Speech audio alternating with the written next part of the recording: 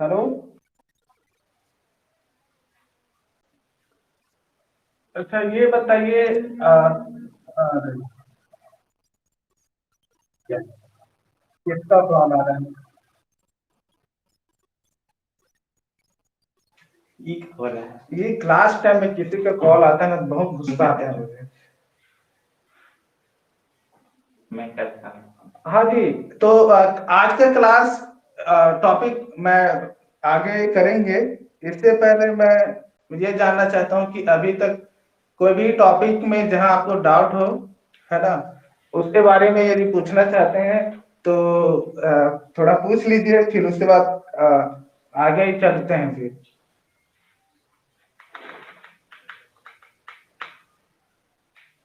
कैसे जी हेमलता?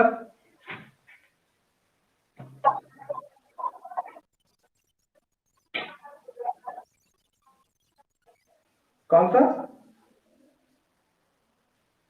ये बोल रहे हैं ना? एक्चुअली क्या है वो,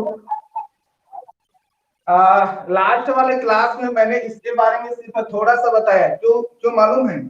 मैंने इसको इसलिए नहीं बताया क्योंकि ये वाला टॉपिक ना मैं थोड़ा आगे बताना चाहता था। आगे बताने का कारण ये है कि जो टॉन्सिल्स जो होता है ये एक प्रकार के क्या है मालूम है? लिम्फाइड ऑर्गन है ना। लिम्फाइड ऑर्गन है ना जी टॉन्सिल्स। और ये लिम्फाइड ऑर्गन्स का टॉपिक आगे दिया है। मतलब मैं आगे पढ़ाना चाहता था ताकि अभी आपका थोड़ा बेस स्टार्टिंग में हो जाए। उसके बाद ये लिम्फाइड ऑर्गन्स पढ़ाऊंगा क्योंकि लिम्फाइड ऑर्गन्स में बहुत सारा आता है, उनमें से एक टॉन्सिल्स भी होता है। ठीक है, ये आपका सीजी सीजी की किताब में नहीं दिया है ये। ठीक है, लेकिन आप नीट की तैयारी कर रहे हैं, नीट की तैयारी करना है आपको, तो नीट की तैयारी हमेशा एनसीईआरटी की किताब से क्वेश्चन आता है। तो एनसीईआरटी के सिलेबस में ये टॉपिक है। ठीक है, तो ये वाला टॉपिक ना मैं बाद में बताऊंगा। ऐसे करके उस दिन के क्लास में मैंने बस यही बता दिया था कि जो देखिए टॉन्सिल्स जो होता है वो लिम्फाइड ऑर्गन्स होता है। और इसको मैंने बताया भी था कि हमारे जो सलाइवा होते हैं, लार ग्रंथि जो होते हैं जीभा, उसे जीभा वाले पार्ट में जैसे थोड़ा ऊपर की ओर पाया जाता है। ठीक है, और ये कुछ भी मतलब फॉरेन पार्टिकल्स या एंटीजेंस वगैरह यदि वो अंदर में प्रवेश करता है तो आप जानते हैं टॉन्सिल्स जो होता है वो इम्यून सेल बनाता है। ठीक है, जनरली जैसे कि WBCS होता है ना, WBCS होता है, ये WBCS इस टॉन्सिल्स में पाया जाता है। मतलब क्या, यहाँ पर निर्माण होता है। ठीक है, तो कोई भी यदि वहां पर डिसीज या इंफेक्शन वगैरह होता है तो ये टॉन्सिल्स जो होता है वो थोड़ा सा इन्फ्लामेशन हो जाता है, फूल जाता है। और फूलने की वजह से वहां पर हमारा जहां पर ये टॉन्सिल्स पाया जाता है वहां पर फिर दर्द होता है बहुत। ठीक है जी, तो ये टॉन्सिल्स जो होता है ये एक प्रकार के एक बैरियर्स का पार्ट होता है ना। बैरियर्स का पार्ट होता मतलब ये एक प्रकार से बोल सकते हैं इननेट इम्यूनिटी का पार्ट है।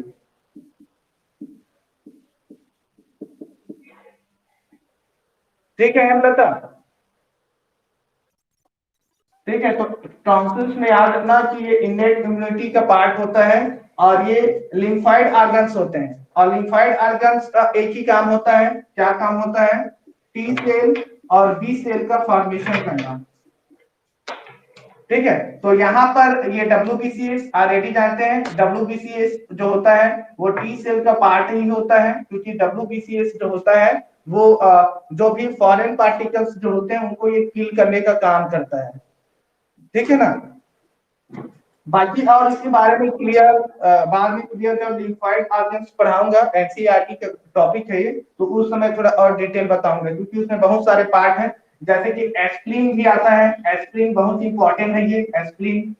ठीक है, और पेयर्स पेयर्स पेज पाए जाते हैं, पेयर्स पेज कहा जाते हैं जो इंटेस्टाइन के पास रहता है।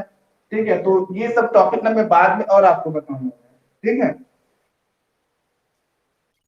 अच्छा एक पॉइंट और कि जो एंटीजेंस एंटीजेंस वाले टॉपिक पे पूरा क्लियर हो या कुछ डाउट तो नहीं है एंटीजेंस पे?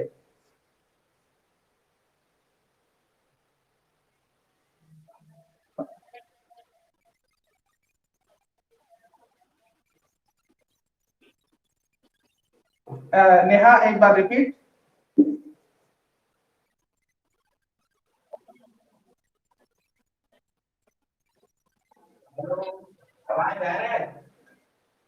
हाँ समझ गया। ठीक है, इसका मेन कारण जो है वो इसलिए है, ठीक है, जैसे हम इम्यूनिटी में जाएंगे, मैं बता रहा हूँ ना, थोड़ा पीछे लेके बताऊंगा आपको। इम्यूनिटी की बात करते हैं तो इम्यूनिटी में दो चीज होता है, एक होता है इननेट वाला होता है, ठीक है, और एक होता है एडेप्टिव वाला। ठीक है, एडेप्टिव वाला होता है। इननेट इम्यूनिटी को बॉडी में जनरेट होने में इसको कम समय लगता है, ठीक है, कम समय लगता है, लेकिन ये ज्यादा दिन तक नहीं रहता ये, ठीक है, ज्यादा समय तक नहीं रहता ये, मतलब इनकी जो अवधि जो होती है बहुत कम रहती है। वही बात यदि एडेप्टिव की बात करें तो एडेप्टिव को इसको जनरेट होने में अधिक समय लगता है, अधिक समय लगता है इसको, ठीक है, लेकिन एक बार वो यदि बॉडी में जम गया, जनरेट हो गया, तो ये लॉन्ग लास्टिंग होता है, याद रखिएगा। ठीक है, क्या होता है, लॉन्ग लास्टिंग होता है, मतलब ये कभी समाप्त नहीं होता है। ठीक है, तो ये वाले में, इननेट वाले में बात करें तो इननेट वाले में यहाँ पर जनरली तो सेल्स होते हैं जो प्रारंभिक में वो रोकने का काम करते हैं, जैसे कि यहाँ पर आता है एपीसी होता है, ठीक है, यहाँ पर इननेट में हमेशा जो रोल निभाता है वो होता है एपीसी। और एपीसी का मतलब क्या होता है कि जो एंटीजेंस जो होते हैं उस एंटीजेंस को जो सेल जो होता है वो प्रेजेंट करता है, ठीक है, वहां पर प्रेजेंट करता है। और ये जो एडेप्टिव इम्यूनिटी जो होता है, जहां पर इस समय जो टी और बी सेल्स जो होते हैं, ठीक है, वो रोल निभाते हैं। तो ये सिर्फ एपीसी जो होते हैं वो सिर्फ उस एंटीजन को सामने में प्रस्तुत करेगा, और सामने में प्रस्तुत करेगा। अब उसको जब प्रस्तुत हो जाएगा तो वो अलर्ट करेगा पूरे बॉडी को, ठीक है, और अलर्ट किया बॉडी को तो फिर उसके बाद आगे संकेत देता है। तो ये जो एडेप्टिव इम्यूनिटी जो होता है वो अपने आप ही वहां पर जनरेट हो जाता है, क्योंकि कोई भी एपीसी का कोई भी सेल्स, जैसे एपीसी की बात करें डेंड्राइट सेल होता है, ठीक है, आपका माइक्रोफेज सेल्स होता है, ठीक है, या मान लीजिए एनके सेल्स होता है, ठीक है। तो ये सेल्स जो होता है वो क्या करेगा, वो यहाँ पर प्रेजेंट करेगा, ठीक है, और प्रेजेंट जब करेगा यहाँ पर, ठीक है, तो यहाँ पर किल नहीं करने का मेन कारण क्यों है मालूम है? आपने जो बोले कि नेचुरल किलर सेल्स जो होता है वो किल क्यों नहीं कर पाता कंप्लीट रूप से, तो इसका मेन कारण है एंटीजन, ठीक है। एंटीजन क्या होता है, एंटीजन जो होता है वो अपने आप में लार्ज लार्ज प्रोटीन है ना, एंटीजन जो है वो लार्ज प्रोटीन है ना जी, बड़े बड़ी प्रोटीन है वो, ठीक है, एंटीजन जो होता है वो बड़ी प्रोटीन है। और बड़ी प्रोटीन को जब तोड़ेगा वो, क्योंकि यहाँ पर ये जो सेल्स जो है वो खाएगा ना उसको, खाएगा उसको, तो खाना में क्या होता है, उसको छोटे छोटे टुकड़ा करता है, ठीक है। तो ये जो आपका एपीसी जो दिख रहा है, ये एपीसी सिर्फ उसे छोटे छोटे टुकड़ा कर ही सकता है, वो पूरी तरह से डिस्ट्रॉय नहीं कर सकता ना, ठीक है। तो ये सब छोटे छोटे टुकड़े में हो जाता है। तो आप जानते हैं प्रोटीन, प्रोटीन बड़ा प्रोटीन है, बड़े प्रोटीन टूटता है तो क्या बना लेता है, आपको मालूम है, पेप्टाइड बना लेता है ये, प्रोटीन पेप्टाइड में टूटता है जी। अब प्रोटीन पेप्टाइड में जब टूटा है तो ये टूटा हुआ जो आपका जो पार्ट है, इस पार्ट को कौन कौन करता है मालूम है, इस टी सेल में। और इस टी सेल में क्या पाया जाता है, T helper cell, T cytotoxic होता है, और टी जो मेमोरी सेल्स जो होते हैं। तो ये जो टी हेल्पर सेल्स जो होते हैं, ये टी हेल्पर सेल्स यहाँ पर इस माइक्रोफेज या एनके सेल के साथ यहाँ पर ये यहाँ पर क्या होता है, सिग्नल्स भेजता है यहाँ पर, ठीक है। तो मेन कारण नेचुरल किलर सेल ये होता है कि इसको सिर्फ डाइजेस्ट करता है, और वो बड़े अणु को सिर्फ छोटे अणु में ही तोड़ सकता है, ठीक है, कंप्लीट रूप से उसको डिस्ट्रॉय नहीं कर सकता, ठीक है नेहा, क्लियर?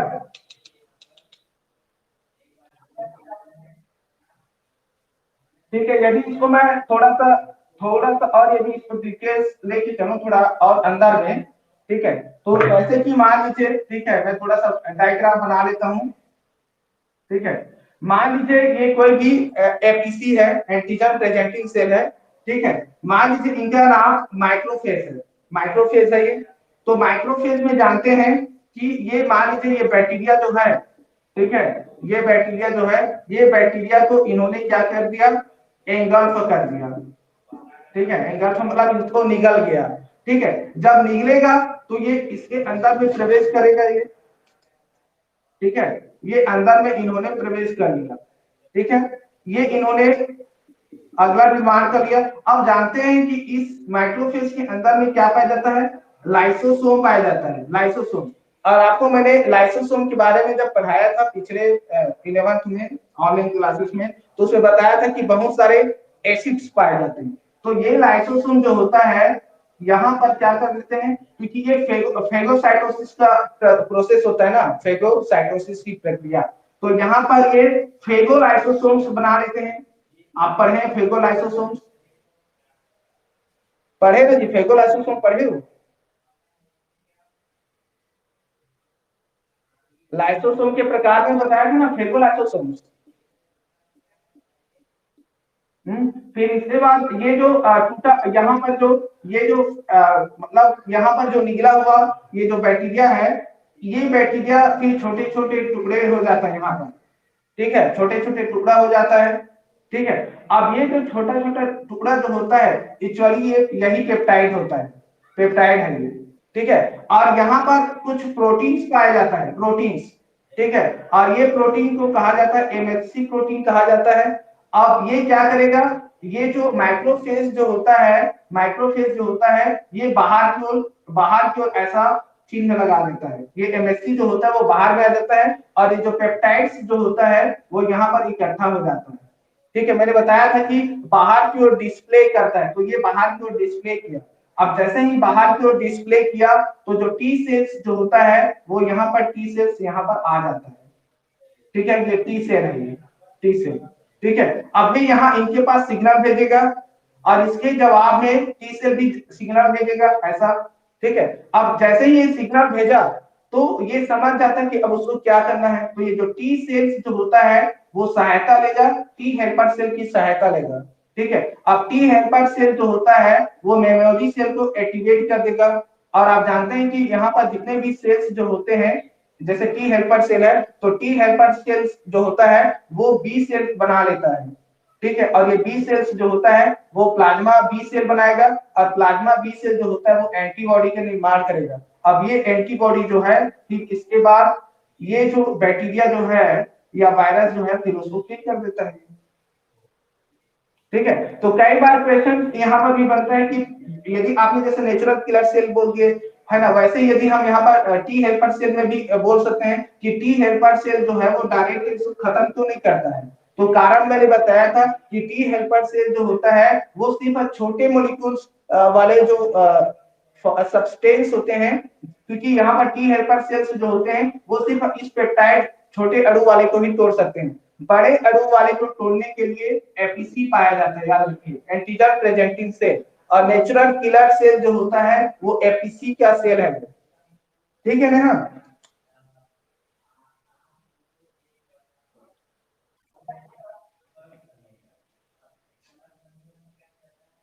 अच्छा, और एंटीजन वाला टॉपिक पे किसी को डाउट, एंटीजन पे? मैं एक क्वेश्चन करने वाला हूँ एंटीजन में भी। एंटीजन के बारे में किसी को और कुछ जानना है तो बता दीजिए, नहीं तो मेरा एक क्वेश्चन आने वाला है।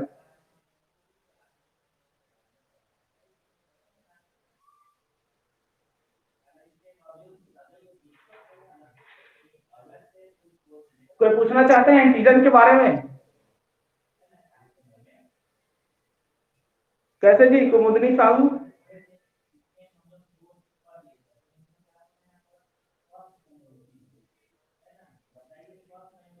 आप में से कोई मुझे बताएंगे कि एंटीजन होता क्या है?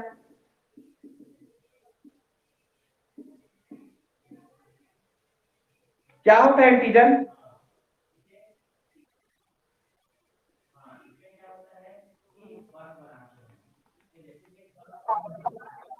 ओके, आपने बोले फॉरेन पार्टिकल। हाँ, प्रोटीन होता है। ठीक है, फॉरेन पार्टिकल्स प्रोटीन्स होता है। ठीक है, लार्ज लार्ज प्रोटीन्स होता है इसमें। ठीक है। तो क्या एंटीजन को कोई सब्सटेंस भी बोल सकते हैं, एनी सब्सटेंस? चलो ठीक है, एनी सब्सटेंस। ओके, ठीक है। अब थोड़ा सा एंटीजन को मैं तोड़ने वाला हूं। ठीक है, यहां पर एंटी का मतलब होता है एंटीबॉडी। ठीक है, एंटी का मतलब होता है एंटीबॉडी।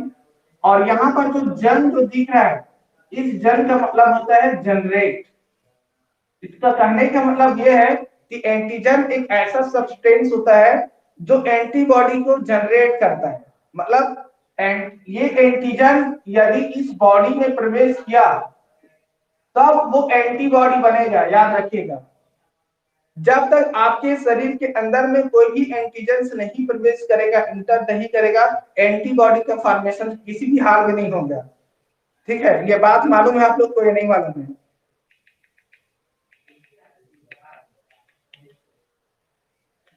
कैसे जी, ये बात मालूम है?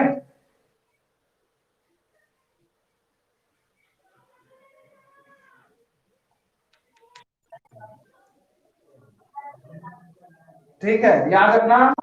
हाँ, जब तक ये एंटीजन, कोई भी एंटीजन शरीर के अंदर में प्रवेश नहीं करेगा, वो एंटीबॉडी बनाएगा ही नहीं। ठीक है, यदि ऐसा रहता वो पहले से एंटीबॉडी बना लेते तो हम बीमार क्यों पड़ते, तुरंत ठीक नहीं हो जाते।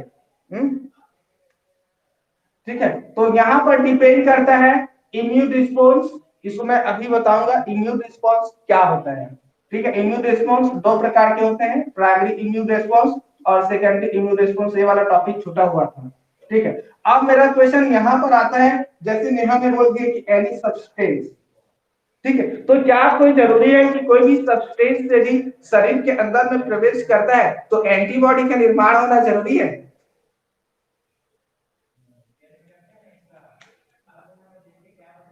कैसे जी?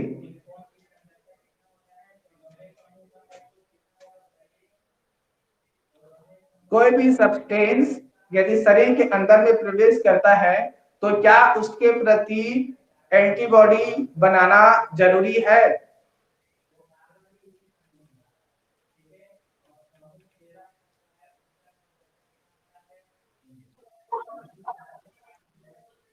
अभी तो आपने तो बोले ना एनी सब्सटेंस इज एंटीजन। कोई वो एनी सब्सटेंस हो सकता है और कोई भी सब्सटेंस एंटीजन होता है।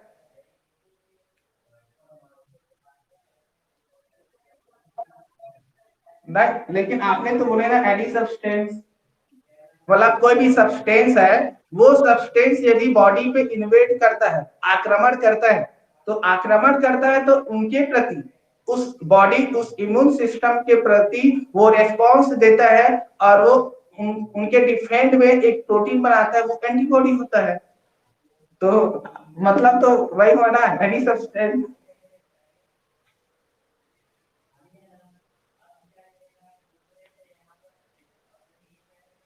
चलिए, जैसे कि एग्जाम्पल के लिए मैं लेके जाता हूँ। ठीक है, जैसे कि मान लीजिए ये हमारा बॉडी है, अवर बॉडी, हमारा शरीर है ये। ठीक है, हमारे शरीर से हमने आरबीसीएस को निकाल दिए।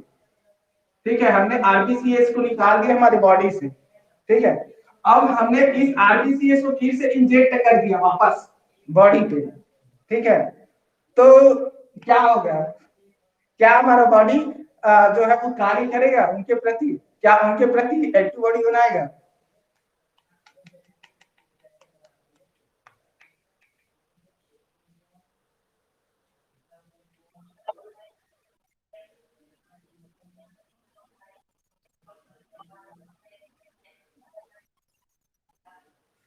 You are right. ठीक है, क्योंकि बॉडी है, बॉडी सेल से बना हुआ है और सेल की प्रॉपर्टी होता है कि वो इनमें रिकॉग्नाइज करने की क्षमता पाई जाती है कि वो सेल्फ है या नॉन सेल्फ है। तो कोशिका को हमारे हमारे शरीर की कोशिका को मालूम है कि ये जो सेल जो है वो मेरे शरीर के अंदर का है ना, मेरे शरीर के अंदर से है, तो वो उनको पहचानता है, वो उनके प्रति फैमिलियर है ना, तो वो उसके प्रति कभी भी एंटीबॉडी नहीं बना सकता। ये जो सेल है वो हमेशा नॉन सेल्फ के साथ ही बनाएगा वो। क्योंकि वो फॉरेन है, फॉरेन सब्सटेंस है, क्योंकि हमारे शरीर के अंदर में जो है वो उसको पहचानता है, लेकिन हमारे शरीर में जो सब्सटेंस नहीं है उस सब्सटेंस को वो पहचानता नहीं है। इसलिए है ना कि आरबीसीएस, क्योंकि यदि मान लीजिए, चलिए ठीक है नहीं आपने तो बोल दिए, लेकिन मान लीजिए हमने किसी दूसरे के शरीर के ब्लड को चढ़ा दिया तो ये आरबीसीएस जो है किसी अदर पीपल का है, किसी अदर पीपल का ब्लड है, और इसको हमने, जैसे कि आप जानते हैं ब्लड डोनेशन होता है, और ब्लड डोनेशन में दूसरे के शरीर के ब्लड को चढ़ाया जाता है, तो उस स्थिति में क्या होगा? क्योंकि एक चीज आपको और पता है कि जो एबीओ जो होता है, एबीओ जो होता है, जो ब्लड ग्रुप होता है, उस ब्लड ग्रुप में आप जानते हैं एंटीजन और एंटीबॉडी दोनों पाया जाता है, पाया जाता है ना?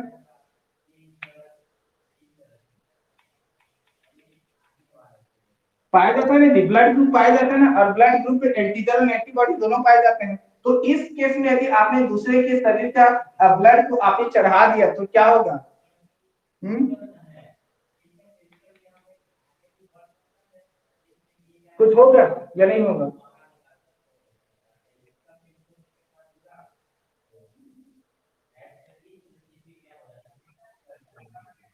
मैंने ये कहा कि हमने अपने शरीर के अंदर के, मतलब हमने अपने खुद का आरबीसीएस को अपने ऊपर इंजेक्ट किया, तो वो सेल्फ है, वो जानता है, पहचानता है अपने अपने आरबीसीएस को, ठीक है। लेकिन हमें किसी दूसरे के शरीर के आरबीसीएस को या किसी दूसरे के ब्लड ग्रुप को हमने अपने शरीर के अंदर में चढ़ा दिया, मतलब हमने ब्लड चढ़ा दिया, तो क्या होगा उस स्थिति में?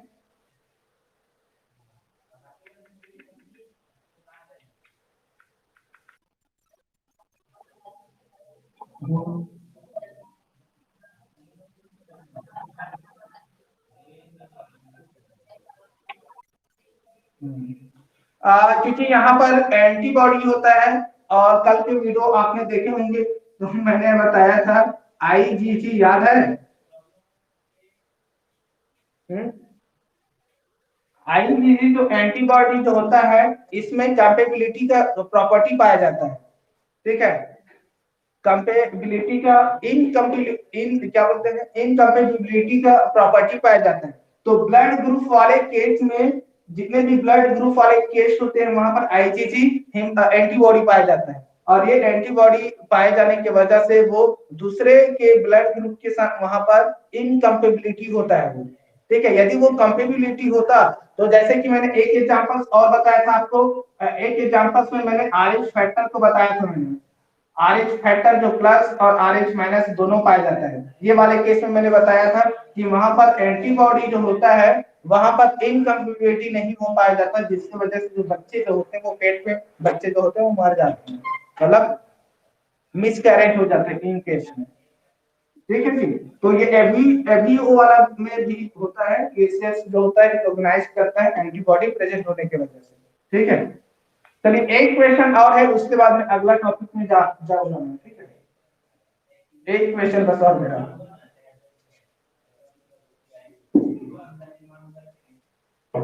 ठीक है। एक क्वेश्चन ये है, ये कोई भी मनुष्य है, ठीक है, ये मनुष्य है, मान लीजिए कि इस मनुष्य को फीवर हो गया, ठीक है, फीवर हो गया, या कोई भी अदर बैक्टीरियल इन्फेक्शन जब हो जाता है, ठीक है, बैक्टीरियल इन्फेक्शन जब हो जाता है तो इसको हमेशा सलाह दिया जाता है एंटीबायोटिक खाने के लिए, एंटीबायोटिक जो होता है पैरासीटामोल, ठीक है। तो अब मुझे ये बताइए, क्योंकि पैरासीटामोल जो है, ये पैरासीटामोल या कोई भी एंटीबायोटिक जो भी लेते हैं, ये तो सब्सटेंस है ना, ये सब्सटेंस है, और ये सब्सटेंस को ये जो मनुष्य जो है वो खाता है, खाता है, ये सब्सटेंस है, ये इनको खा लिया, ये पहली बार खा रहा है, इनके बॉडी में तो हमेशा तो नहीं है, और ये भी सब्सटेंस है, तो क्या ये जो ह्यूमन जो है, ह्यूमन की सेल्स जो है, ह्यूमन सेल्स जो है, ये क्या एंटीबॉडी बनाएगा?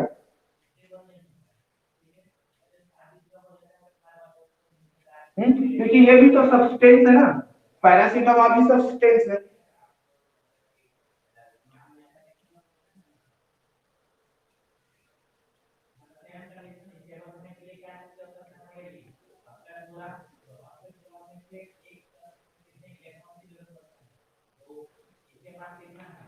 बताइए, जवाब दीजिए ये वाला क्वेश्चन।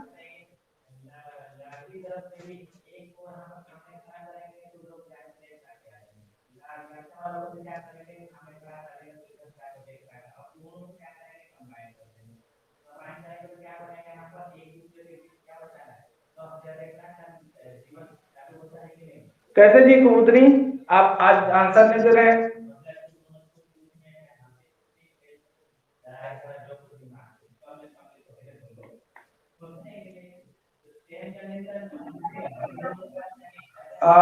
क्या नाम है उनका?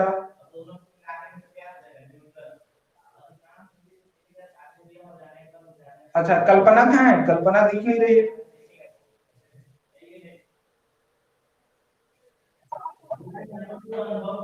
हाँ जी कल्पना, बताइए कुछ जवाब। आपकी तबीयत जब खराब होती है, आपको जब फीवर आती है या हेडेक वगैरह होता है, तो पैरासीटामोल खा लेते हैं आप। पैरासीटामोल एंटीबायोटिक एक सब्सटेंस है, वो भी एक फॉरेन फॉरेन मतलब वो है, क्या बोलते हैं, पार्टिकल्स ही है, वो सब्सटेंस है। उस सब्सटेंस को आपने खा लिया, शरीर के अंदर में चला गया, तो क्या बहुत उसके प्रति एंटीबॉडी बनाएगा क्या?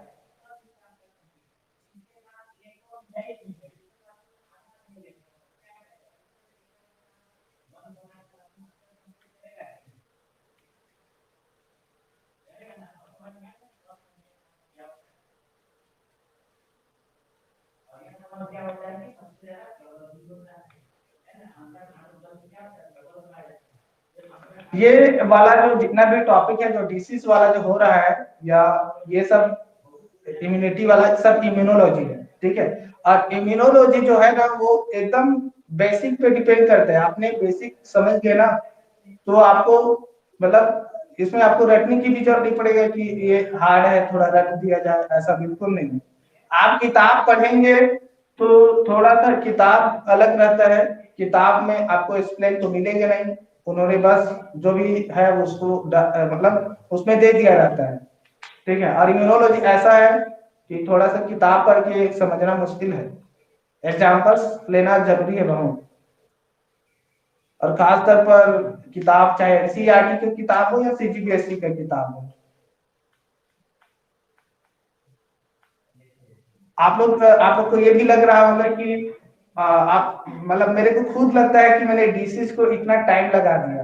खासतौर पर इम्यूनोलॉजी वाला जो टॉपिक मैंने शुरू किया, एक हफ्ता हो गया शायद, मैंने अभी तक वहीं पर हूँ, अभी तक आगे बढ़ा नहीं हूँ। जबकि आपकी किताब के टॉपिक पे देखा जाए तो ज्यादा लंबा है नहीं, इतने टाइम तक मुझे वैक्सीन खत्म कर देना चाहिए था। लेकिन जरूर एक छोटा टॉपिक है, लेकिन बहुत लंबा टॉपिक है, इसको समझना जरूरी इंपॉर्टेंस।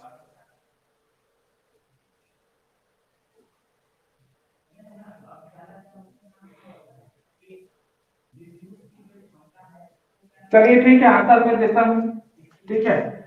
तो इसका मेन कारण जो है वो ये है, यदि हम इस पैरासीटामोल को हम एंटीजेंस मानते हैं, ठीक है, हम इसको एंटीजेंस मानते हैं मान लीजिए, तो और एंटीजेंस जो होता है वो प्रोटीन होता है, ये भी हम जानते हैं, ठीक है। लेकिन यहाँ पर जो एंटीजेंस जो होता है वो डिपेंड करता है कि ये कौन सा प्रोटीन है, क्या ये प्रोटीन कंप्लीट प्रोटीन है या इनकम्प्लीट प्रोटीन है,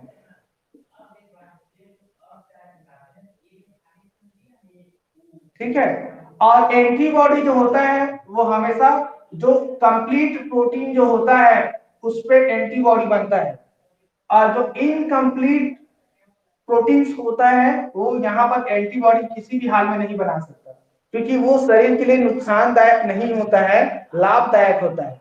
तो यहाँ पर जो पैरासीटामोल जो होता है वो इनकम्प्लीट प्रोटीन होता है, और ये इनकम्प्लीट प्रोटीन जो होता है वो हमारे शरीर के लिए हार्मफुल नहीं होता है, हमेशा बेनिफिशियल होते हैं, ठीक है। इसलिए इनकम्प्लीट प्रोटीन के प्रति एंटीबॉडी बनाने की जरूरत नहीं पड़ती है इम्यून सेल्स को, ठीक है जी, समझ गए ना।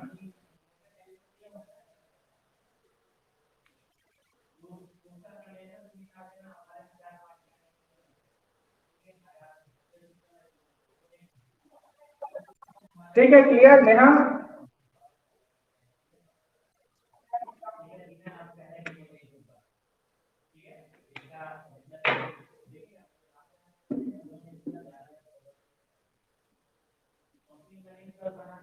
चलिए ठीक है, तो मैं बताने वाला हूँ इम्यून रेस्पॉन्स।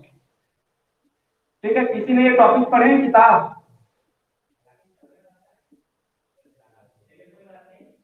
इम्यून रेस्पॉन्स क्या बोलते हैं इसको हिंदी में? अच्छा, प्रतिरक्षी अनुक्रिया।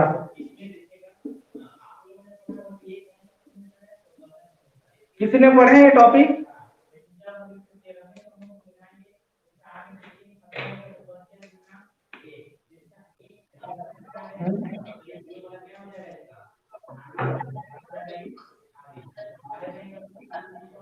नहीं, आवाज क्लियर नहीं आती, रिपीट कीजिए।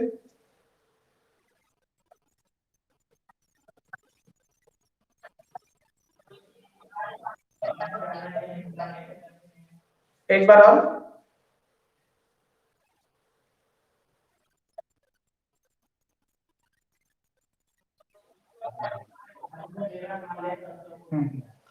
तो उनका देखिए, एंटीबायोटिक जो होता है, ठीक है, कोई भी एंटीबायोटिक जो है, ठीक है, इस एंटीबायोटिक का एक काम होता है, ठीक है, कोई भी इन्फेक्शन होते हैं, चाहे वो फंगल इन्फेक्शन हो, बैक्टीरियल इन्फेक्शन हो, वायरल इन्फेक्शन को तो रोक नहीं सकता वो, ठीक है। तो ये जो एंटीबायोटिक जो होता है, कोई भी बैक्टीरिया जो है, ठीक है, मान लीजिए ये एंटीबायोटिक जो है वो बैक्टीरियल ड्रग है, तो ये इस बैक्टीरिया को सिर्फ इनहिबिट करेगा। इनहिबिट कैसा?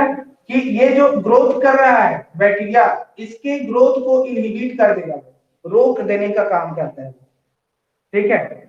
मान लीजिए इस बैक्टीरिया की वजह से सेल में फीवर आ गया, ठीक है, मान लीजिए इनमें इंफ्लामेशन हो गया, इंफ्लामेशन मतलब सूजन आ गया बॉडी में, तो ये इन सब को रोकने का काम करता है एंटीबायोटिक, ठीक है। एंटीबायोटिक जो होता है, एंटीबायोटिक कभी भी एंटीबॉडी नहीं बना सकता, क्योंकि एंटीबॉडी कौन बनाता है? Only B plasma cell. कल के क्लास में बताया था, बी प्लाज्मा सेल को फैक्ट्री ऑफ एंटीबॉडी कहा जाता है, एंटीबॉडी का फैक्ट्री कहा जाता है। ओनली बी प्लाज्मा सेल ही एंटीबॉडी बना सकता है, और कोई भी नहीं बना सकता, ठीक है जी। अब क्यों? क्योंकि ये एंटीबायोटिक जो होता है, जब ये बॉडी में जा रहा है, ठीक है, बॉडी में जा रहा है, तो बॉडी के लिए वो हार्मफुल है ही नहीं ना, वो तो बेनिफिशियल है। यदि इम्यून सिस्टम को ये लगता है कि इस एंटीबायोटिक को खाने से उसके शरीर इम्यून सिस्टम को खतरा है, यदि वो खतरा होता तब जाके उनके प्रति एंटीबॉडी बनाता वो, ठीक है, तो वो हार्मफुल है ही नहीं ना। यदि ये हार्मफुल होता तो टी सेल यहाँ पे आके बाइंड कर लेता, ठीक है, टी सेल्स आते और टी सेल्स फिर इस बी प्लाज्मा सेल को एक्टिवेट कर देते, तब जाके वहां पर एंटीबॉडी बनता, ठीक है, समझ रहे हो ना।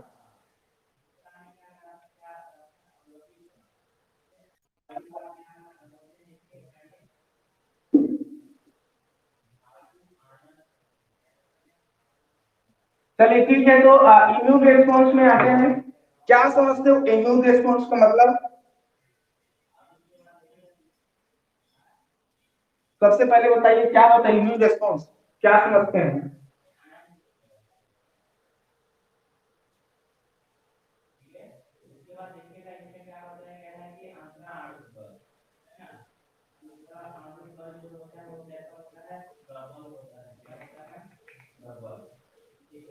क्या होता है जी इम्यून रेस्पॉन्स?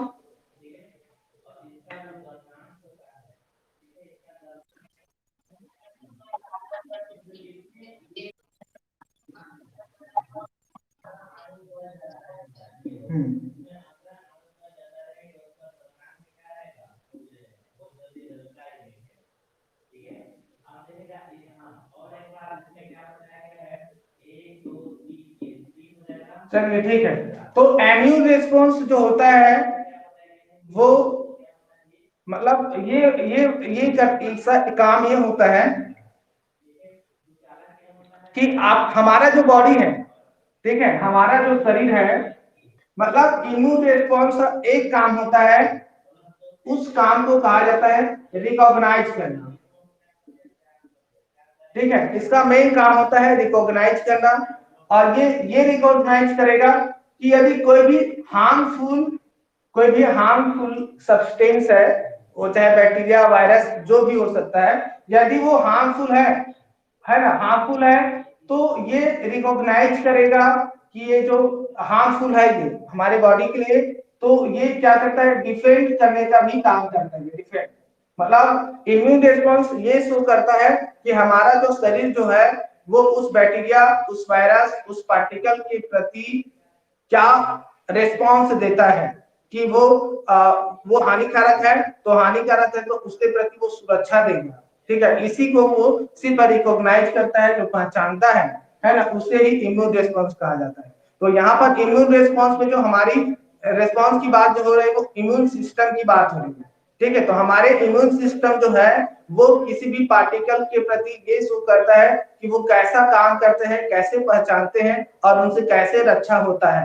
ठीक है, वही इम्यून रिस्पॉन्स होते हैं। और इस इम्यून रिस्पॉन्स को हमेशा दो भागों में बांटा गया है, एक होता है प्राइमरी रिस्पॉन्स और सेकंड वाला होता है सेकेंडरी रिस्पॉन्स। ठीक है, प्राइमरी रिस्पॉन्स की बात करें, ठीक है, तो इसका ये है कि मान लीजिए जैसे कि उदाहरण के लिए चिकन पॉक्स की बात करते हैं। ठीक है, ये चिकन पॉक्स है ये। ठीक है, ये जो चिकन पॉक्स जो है ना, और ये मनुष्य है, ये मनुष्य है। ठीक है, यदि कोई भी ये जो चिकन पॉक्स जो है डिसीज जो है, यदि जब इसको पहली बार इस मनुष्य को हो जाता है इन्फेक्शन, कोई भी प्राथमिक इन्फेक्शन जो होता है ना, प्राइमरी जो इन्फेक्शन, जो पहला वाला जो संक्रमण जो होते हैं, इस पहले वाले संक्रमण के प्रति हमारा जो इम्यून सिस्टम जो होता है, जो रेस्पॉन्स देता है, जो अनुक्रिया देता है, और उसी अनुक्रिया के फलस्वरूप ये डिसीज जो होता है वो खत्म हो जाता है, वही होता है प्राइमरी रेस्पॉन्स, उसी को बोला जाता है। ठीक है, इसके लिए चलो ठीक है, मैं और एक्सप्लेन करूंगा इसके बाद। अब मान लीजिए इस मनुष्य को कुछ दिनों के बाद या कुछ महीनों के बाद, ठीक है, फिर से इसको इन्फेक्शन हो जाता है। ठीक है, फिर से इन्फेक्शन हो जाते हैं, और इस सेकंड टाइम के इन्फेक्शन के प्रति जो बॉडी रेस्पॉन्स देगा वो सेकेंडरी रेस्पॉन्स होता है। ठीक है, सेकंड टाइम और ये फर्स्ट टाइम, दोनों में अंतर जो है वो अंतर ये है कि जब सेकंड टाइम जब ये इन्फेक्शन कॉज करेगा तो बहुत कम समय लगेगा आपको ठीक होने में। ठीक है, मतलब आप बहुत जल्दी ठीक हो सकते हैं, क्योंकि सेकेंडरी रेस्पॉन्स के प्रति यहाँ पर बहुत ज्यादा वो होता है, तीव्रता ज्यादा होती है, यहाँ पर बहुत तेजी से काम करता है। और यहाँ पर तेजी से काम करने का एक कारण है जो आप सबको मालूम होना चाहिए। ठीक है, वो होता है memory cell. Memory B cells पाए जाते हैं, है ना। और मेमोरी बी सेल्स का काम होता है कि यदि ये प्राइमरी जब इन्फेक्शन कॉज करता है तो उसको पहचान लेता है, और पहचान लेता है तो वो वहां पर क्या करते हैं, उसको इकट्ठा करके रख लेते हैं। और सेकंड टाइम जब ये होता है तो ये तुरंत उनके प्रति क्या करते हैं, एंटीबॉडी का निर्माण कर लेता है, फिर वो तेजी से उसको खत्म कर लेता है। ठीक है, इसके लिए मैं एक थोड़ा सा एक्सप्लेन और कर रहा हूँ। ठीक है, जैसे उदाहरण के लिए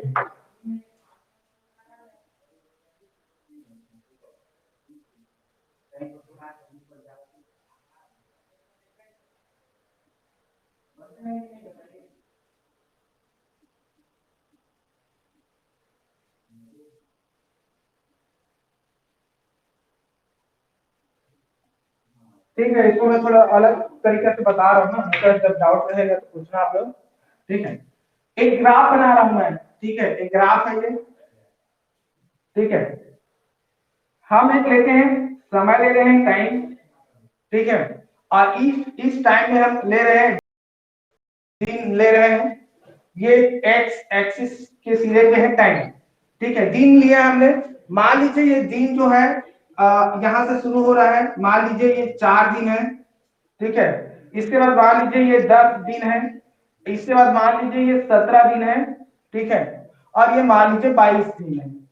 ठीक है, दूसरे साइड में हम ले रहे हैं, यहाँ पर एंटीबॉडी ले रहे हैं, एंटीबॉडी। और आपको मालूम है कि एंटीबॉडी का निर्माण कहाँ पे होता है, एडेप्टिव इम्यूनिटी में होता है। एडेप्टिव इम्यूनिटी में। ठीक है, अब यहाँ पर देते हैं ये एंटीबॉडी की क्वांटिटी देते हैं, कितनी क्वांटिटी में बन रही है। ठीक है, तो मान लीजिए यहाँ पर 10 की पावर 1 में है -1, यहाँ पर 10 की पावर -2, यहाँ पर 10 की पावर -3, -4, -5, ऐसा मान ली, सपोज हमने माना है। ठीक है, मान लीजिए यहाँ पर ये जो 0 से 4 दिन है, इसमें कोई बैक्टीरिया जो है वो इन्फेक्शन कर दिया। ठीक है, इन्फेक्शन कर दिया। अब जैसे ही इन्फेक्शन करेगा, एंटीजन शरीर के अंदर में प्रवेश करेगा, तो यहाँ पर क्या करेगा, यहाँ पर एंटीबॉडी का निर्माण, मान लीजिए इतना एंटीबॉडी निर्माण किया। ठीक है, ये पहला इन्फेक्शन है ना, फर्स्ट इन्फेक्शन। ठीक है, और इस फर्स्ट इन्फेक्शन में इतना एंटीबॉडी का निर्माण करेंगे। ठीक है, तो इस एंटीजन 0 से 4 दिन इसको लगा ग्रोथ करने में, 4 दिन के बाद उनमें इन्फेक्शन नजर आया, उनके प्रति इम्यूनिटी पैदा हुआ, है ना। तो यहाँ पर सबसे ज्यादा एंटीबॉडी निर्माण हुआ।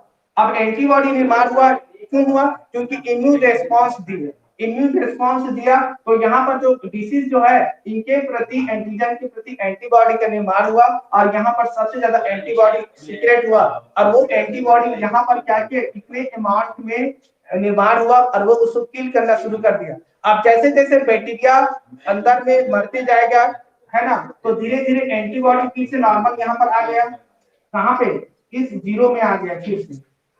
ठीक है, तो ये प्राइमरी इम्यून रेस्पॉन्स है, प्राइमरी इम्यून रेस्पॉन्स। ठीक है, अब मान लीजिए सेकंड टाइम फिर से ये 17 दिन के बाद, इस 17 दिन के बाद फिर से यही बैक्टीरिया ने फिर से इन्फेक्शन कर दिया। ठीक है, सेकंड टाइम इन्फेक्शन कर लिया। तो जब सेकंड टाइम इन्फेक्शन जब करता है, ठीक है, तो यहाँ पर जो मेमोरी सेल्स जो होते हैं, मेमोरी जो बी सेल्स जो होते हैं, वो एक्टिवेट हो जाते हैं। ठीक है, अब मेमोरी जब बी सेल्स जब एक्टिवेट होते हैं, तो यहाँ पर क्या हो जाते हैं, सबसे सेकंड टाइम यहाँ पर एंटीबॉडी का निर्माण सबसे ज्यादा होगा, और ये होता है सेकेंडरी इम्यून रेस्पॉन्स। ठीक है, मतलब ये सेकंड टाइम इन्फेक्शन होते हैं, और सेकंड टाइम में देख लीजिए यहाँ पर एंटीबॉडी का सिक्रेशन करने की क्षमता जो है वो डबल हो गया, मतलब तीव्रता वहां पर ज्यादा हो गया। तो यहाँ पर सबसे ज्यादा एंटीबॉडी का निर्माण हुआ, और ये यहाँ पर सेकंड टाइम में उस फॉरेन पार्टिकल्स के प्रति इसको डिस्ट्रॉय कर लेगा, रेस्पॉन्स देगा। ठीक है, और फिर से जैसे जैसे वो खत्म होते जाएगा, फिर ये नीचे यहाँ पर 0 में आ जाएगा। ठीक है, तो ये प्राइमरी रेस्पॉन्स है, और ये सेकेंडरी रेस्पॉन्स है। यहाँ पर सेकेंडरी रेस्पॉन्स हमेशा लॉन्ग लास्टिंग होता है ना, याद रखिए, लॉन्ग लास्टिंग होता है। एक बार यहाँ पर हो गया तो सेकंड टाइम आपको इन्फेक्शन होने की संभावना बहुत कम होती है। ठीक है, और इसका मेन जो कारण है वो है मेमोरी बी सेल्स की वजह से, क्योंकि मेमोरी बी सेल्स जो होते हैं, इस बैक्टीरिया को पहचान लिया है कि ये पहली बार ये आया था हमारे इम्यून सिस्टम में, तो वो उसको पहचान लिया है, और उसको अपने मेमोरी सेल में उसको इकट्ठा करके रख लिया रहता है। और जब सेकंड टाइम आता है तो मेमोरी बी सेल्स पहचान लेता है ना, पहचान लिया, और पहचान लिया तो उसके प्रति वो जल्दी से, बहुत तेजी से एंटीबॉडी का निर्माण कर लेता है। ठीक है, अब बताइए यहाँ पर किसी को डाउट है या क्वेश्चन है तो।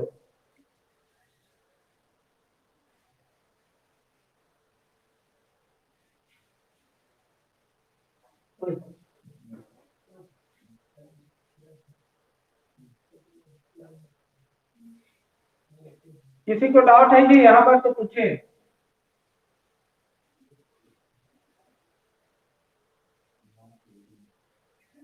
कैसे जी नेहा,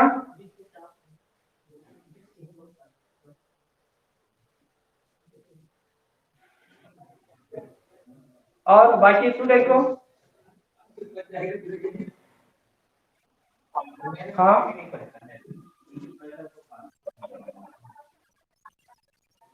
हाँ, एब्सोल्युटली। कोरोना वायरस भी तो मतलब वो भी तो ये मान लीजिए कोरोना वायरस है, ये कोरोना वायरस है। ठीक है, ये कोरोना वायरस है।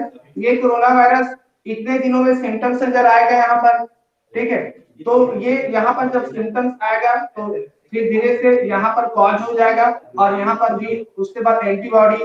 ठीक है, तो एंटीबॉडी के निर्माण करने में बहुत टाइम लगता है ना, ठीक है, मैंने शुरू से ही बताया है क्योंकि एंटीबॉडी का निर्माण जो होता है वो एडेप्टिव इम्यूनिटी के द्वारा होता है और एडेप्टिव इम्यूनिटी को जनरेट होने में अधिक समय लगता है, लेकिन वो एक अधिक समय लेता है और एक बार जनरेट हो गया तो एंटी उसको लॉन्ग लास्टिंग होता है। ठीक है, तो ये पहला इन्फेक्शन है। यदि यहाँ पर पहला इन्फेक्शन में यदि वो ठीक हो गया तो वो कई लोग होते हैं वो एक हफ्ते में ठीक हो जाते हैं, कई लोग 17 दिनों में ही ठीक हो जाते हैं। होम आइसोलेशन वगैरह में हमेशा इतने दिनों का सलाह दिया जाता है, 10 दिन रहिए, 17 दिन रहिए करके। यदि यहाँ पर इतने दिनों में ठीक हो गया तो वो उनका प्राइमरी इन्फेक्शन है, फर्स्ट टाइम है उनका कोविड-19 से। ठीक है, यदि मान लीजिए वो और दोबारा होता है तो दोबारा होने के लिए यहाँ पर सेकेंडरी रेस्पॉन्स देना पड़ेगा और यहाँ पर इनकी एंटीबॉडी की निर्माण होने की जो तीव्रता है वो बहुत ज्यादा हो जाएगी, डबल हो जाएगी। तो लगभग किसी को सेकेंडरी तो हुआ नहीं है, अभी इंसान को अभी प्राइमरी में ही बच नहीं पा रहा है, तो वहां सेकेंडरी जाना तो बहुत दूर की बात है जी कुमुद्री। ठीक है, तो वो सबके केस में यही होता है ना, सबके केस में यही होता है।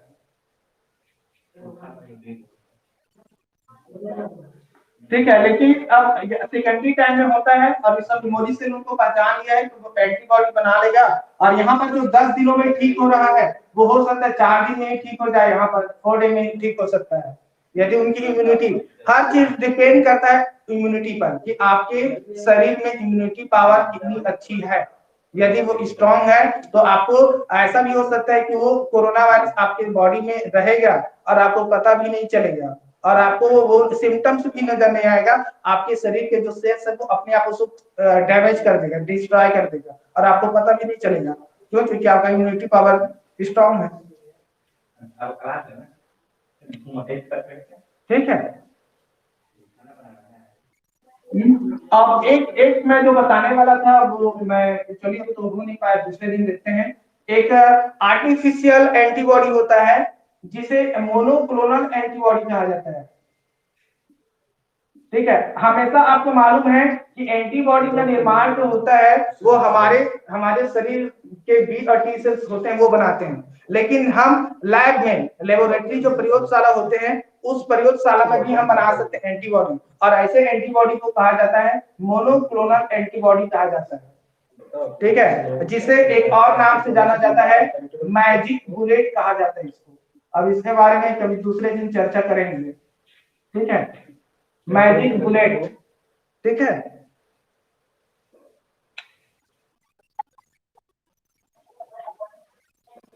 हाँ, जो कैंसर सेल्स होते हैं कैंसर सेल को डैमेज करने के लिए मोनोक्लोनल एंटीबॉडी का सहारा लिया जाता है।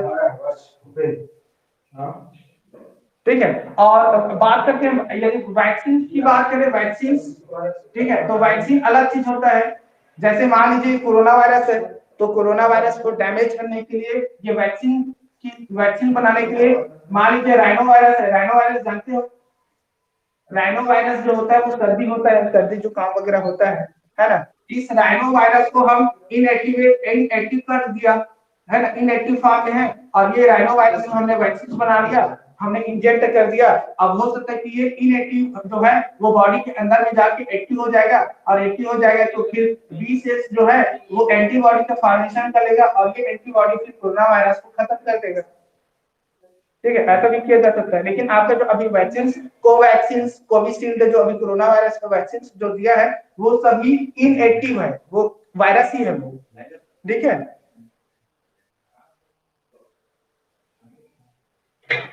चलिए ठीक है, फिर नेक्स्ट क्लास, कल तो आप लोग का टेस्ट है। ठीक है, और मैंने 20 क्वेश्चंस बनाया है इस एंटीजन और एंटीबॉडी के केस में। बहुत अच्छा क्वेश्चन है और मैंने नीट के बेस पे ही बनाया है। इस बार मैं आपके 12वीं के बोर्ड के बेस पे स्टेटमेंट वाला क्वेश्चन नहीं देने वाला हूँ। इस बार क्वेश्चन जो रहेगा पूरा नीट के बेस पे बनाने वाला हूँ। ठीक है, तो थोड़ा अच्छा से पढ़ लीजिएगा जितना मैं पढ़ाया हूँ। ठीक है, यहाँ से भी क्वेश्चन आएगा ना, यहाँ से भी क्वेश्चन आएगा रेस्पॉन्स। ठीक है, तो फिर मिलते हैं दूसरे दिन। ठीक है, नेक्स्ट क्लास में।